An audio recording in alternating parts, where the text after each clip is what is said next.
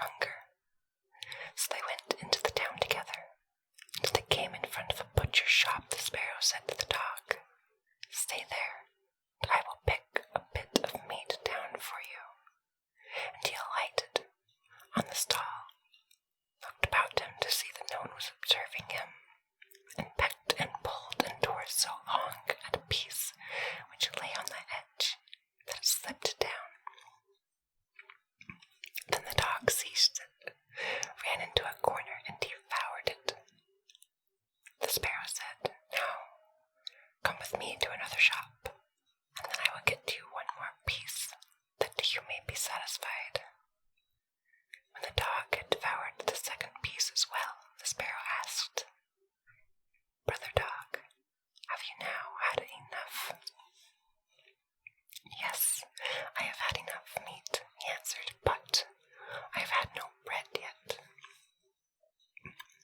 Said the sparrow, "You shall have that also. Come with me." Then he took him to a baker's shop and pecked at a couple of little buns till they rolled down, and as the dog wanted still more, he led him to another stall and again got bread for him. When that was consumed, the sparrow said, "Brother dog, have you now had enough?" "Yes," he replied.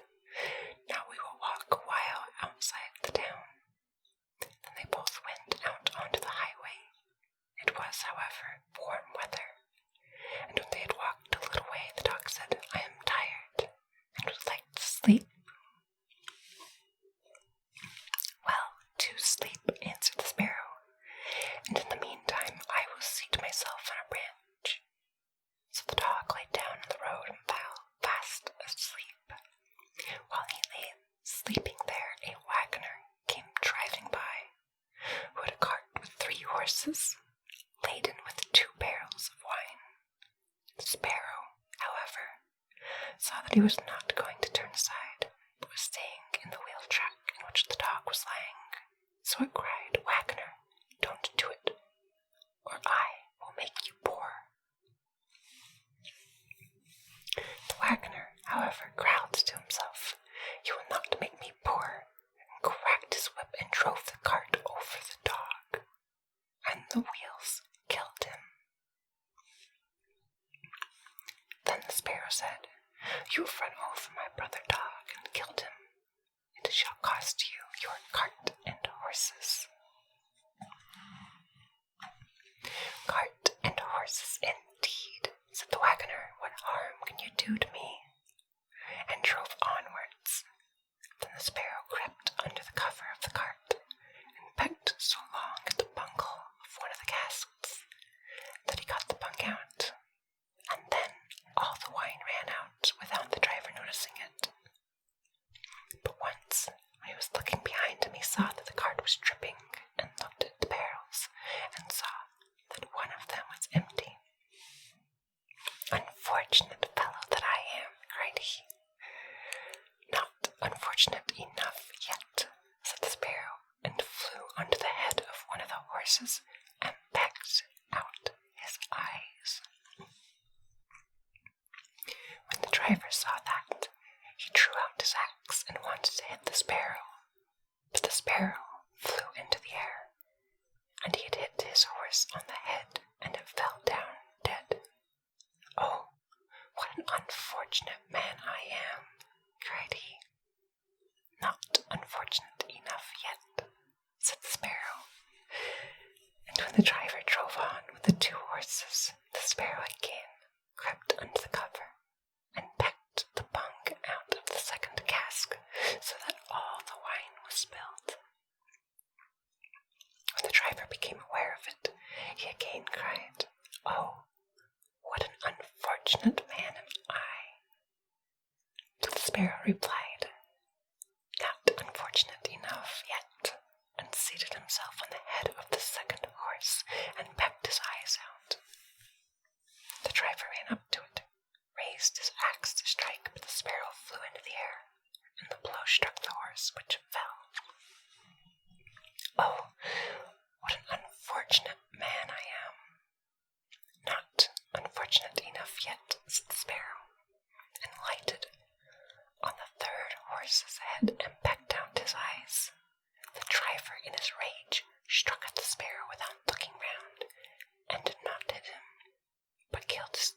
horse likewise. "Oh, what an unfortunate man I am," cried he.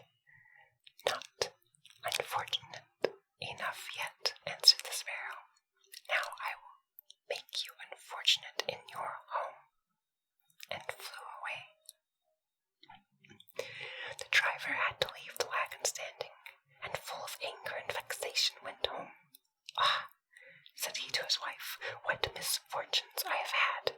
My wine has run out, and the horses are all three dead." "Alas, husband," she answered, "what a malicious bird has come into the house. It has gathered together every bird there is in the world, and they have fallen on our corn up there, and are devouring it." Then he went upstairs, and thousands of birds were sitting in the loft,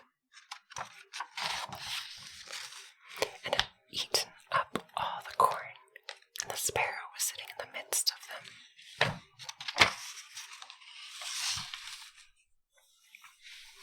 The driver cried, "Oh, what an unfortunate man I am!" "Not unfortunate enough yet," answered the sparrow. "Wagoner, it shall cost you your life as well," and flew out. Then the wagoner had lost all his property, and he went downstairs into the room, sat down behind the stove, and was quite furious and bitter. But the sparrow sat outside in front of the window and cried, "Wagoner, it shall cost you your life." Then the wagoner snatched the axe and threw it at the sparrow, but it only broke the window and did not hit the bird. The sparrow now hopped in and placed itself on the stove and cried, "Wagoner, it shall cost you your life." The latter, quite mad and blind with rage, hacked the stove in two, and as the sparrow flew from one place to another, chopped all his household furniture, looking-glass, benches, table, and latched to the walls of his house, and yet he could not hit the bird. At length, however, he caught it with his hand. Then his wife said, "Shall I kill it?" "No," cried he, "that would be too merciful. It shall die much more cruelly." And he took it and swallowed it whole. The sparrow, however, began to flutter about in his body, and fluttered up again into the man's mouth. Then he stretched down his head and cried, "Wagoner, it shall cost you your life." The driver gave the axe to his wife and said, "Wife, kill the bird in my mouth for me." The woman struck but missed her blow, and hit the wagoner right on his head, so that he fell dead. But the sparrow flew up and away. I hope you enjoyed the story, friends. Sweet dreams. Stay cute.